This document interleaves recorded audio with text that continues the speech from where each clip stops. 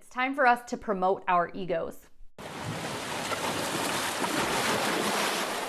Hey Soul Surfers, welcome back to the channel. If you are new to the community and have not yet subscribed, go ahead and click the subscribe button. If you'd like to be notified when new content is posted, you can do that by clicking the notification bell. Today we are talking about why you should love your ego and not kill it.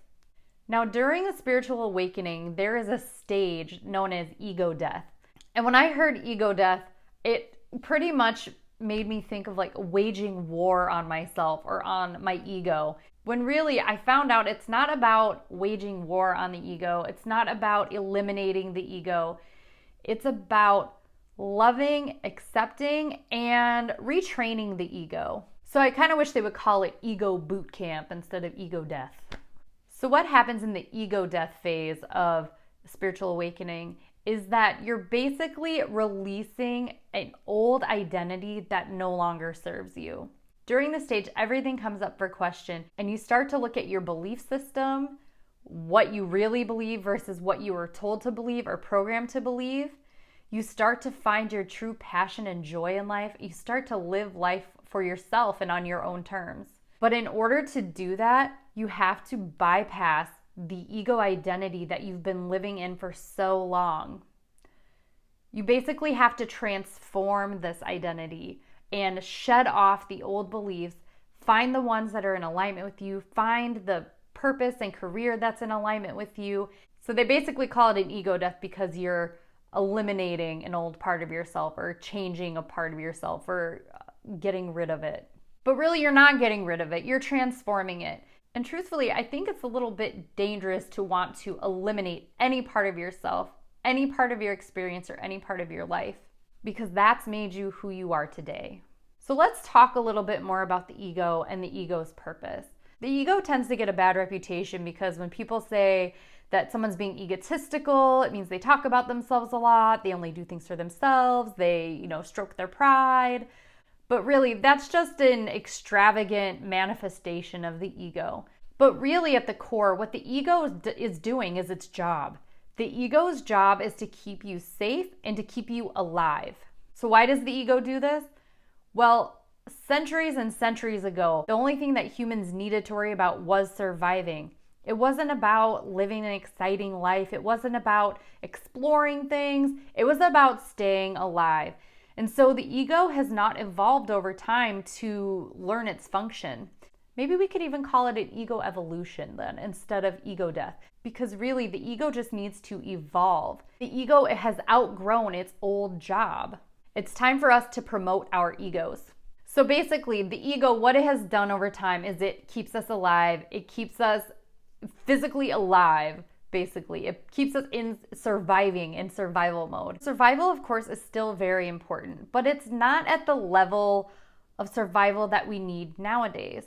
In fact, our ego has just kind of taken this whole survival thing too far because now the ego is trying to protect us from things like love and money and all the wonderful things that we were really seeking in life. Now, why would the ego do this?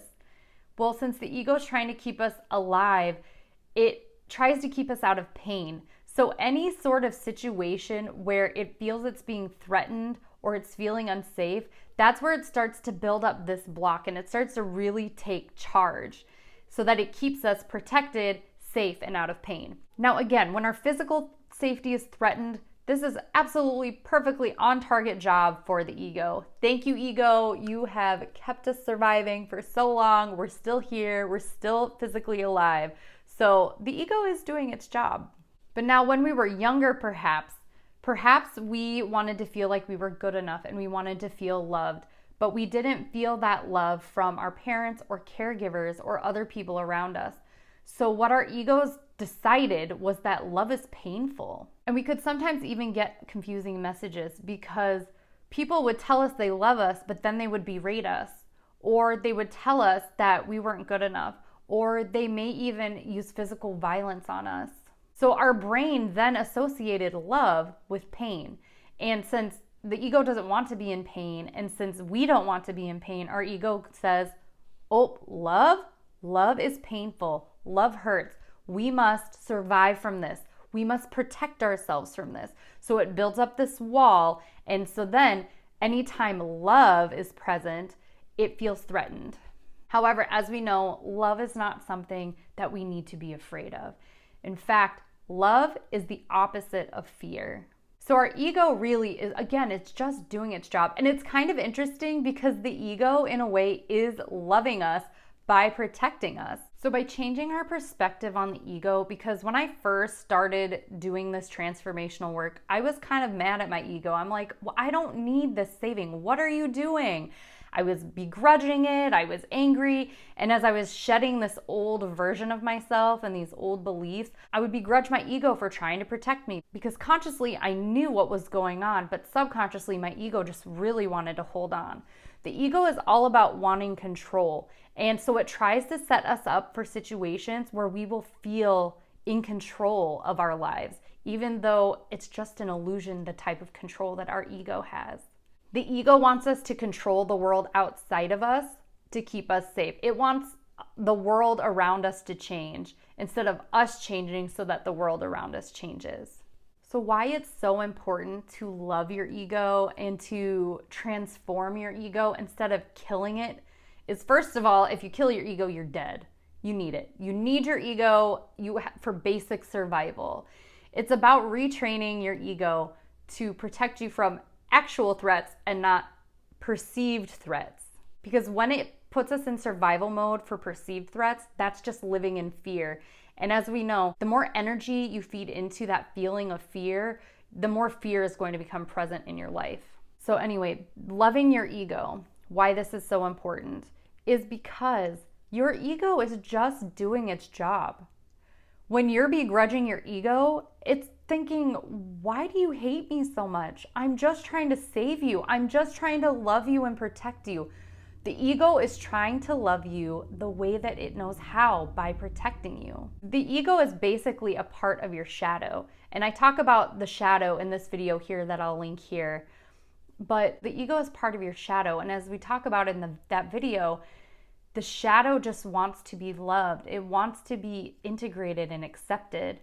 So instead of begrudging your ego, loving it, telling it thank you for the job that it's done, because again, we're alive. If you're watching this video, you're alive, you're here, your ego has done an amazing job doing its job of keeping you alive and survived.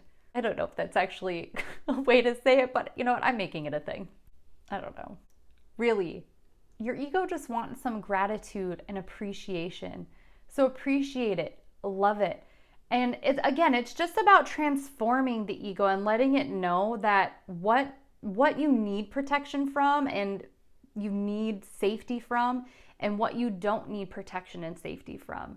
Again, physical threats. If you're standing on a cliff without any kind of security measures and leaning over, and your ego's like, okay, take a step back, that's a good thing to have. Or if you're out in the wilderness and there is a wild animal that might attack you, your ego's gonna go into survival mode and it's going to try and do its best to protect you. So that's great to have. We still need those things. We still have threats like that present in our lives. The things we don't need protection from, like love, fun, joy, wealth, we need to retrain our egos to know that these things are safe and wonderful. And you can do that by reprogramming your subconscious using affirmations or subliminal affirmations. I have a whole playlist of subliminal affirmations and guided affirmations to help you reprogram your mind. I also have a chakra balancing series as well. I'll link all of these playlists below for you so that you can find what fits your needs and what you feel you need some reprogramming on. But really reprogramming and retraining your ego and your subconscious mind and accepting it for what it's done and just re-guiding it to what its job is. Like I said, promoting it, giving it, more or less responsibility depending how you want to look at it. Giving your ego that promotion, letting it know it's done a great job, and redefining its job description, giving it a new way to look at life. You're going to find that loving your ego and accepting your ego is the key to moving forward in your life. And once we love and accept all of ourselves, every bit of ourselves, that's when we are truly, truly free and living in our authentic truth. All right, soul surfers, if you're looking for a way to love your ego and you need an awesome mantra to say, check out this video that I filmed. It will give you this saying that will help you every single time to love and accept all of yourself. If you liked today's video, go ahead and give it a thumbs up. Thank you so much for joining me, and I will see you in the next video.